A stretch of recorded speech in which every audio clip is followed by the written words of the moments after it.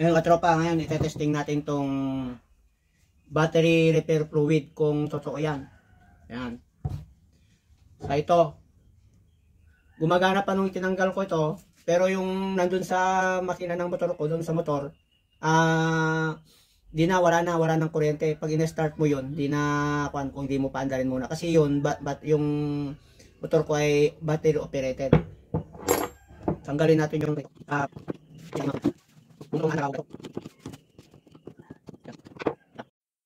ito yung battery niya. Andyan pala yung battery niya.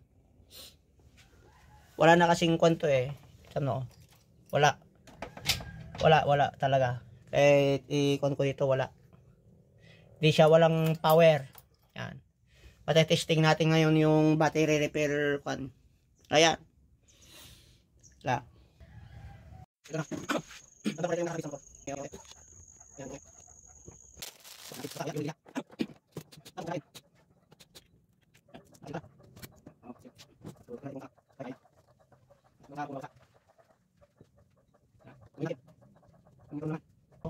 Sigurado po-promote ko yan kung maandar to. Ayun katropa, maandar na yung motor. Ayun, nagkakarga siya.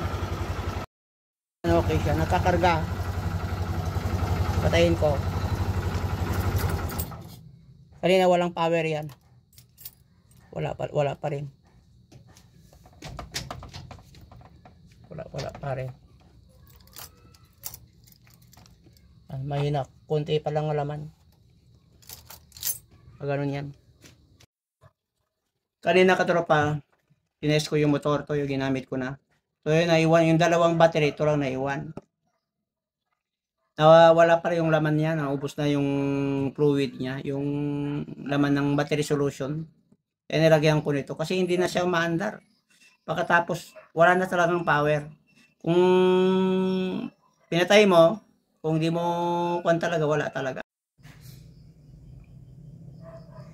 Na-test ko na rin to. Yung kanina, hindi pala automatic na tawag yan, na umaandar agad, nagkakaroon ng power. Hindi kaya nung bago. Unti-unti lang, talagang kung lowbad talaga, kahit lagyan mo nito, talagang charge mo muna. Pero nakita ko naman yung performance niya ng battery na nakakarga. Pero yung mga sira na talaga na battery, kahit lagyan mo nito, sira na talaga, wala na. So yung nagamit ko, yung dalawang battery ng motor, ito lang natira. Yung kita nyo kanina sa video, yun ang performance na nakita ko. Sa tagal ko pa naman sa mga ganyan-ganyan mga battery na ganyan, alam ko na, nakikita ko talaga yung mga battery solution yan, na nilalagay ko noon sa ito. Talagang okay rin po to. Kung gusto nyo ng ganito, nire-recommend ko sa inyo kung bago ma-dry o mawala ng tubig yung battery nyo, pwede yung lagyan ng ganito. Okay yung performance po. Nasa yellow basket ko na pa yan.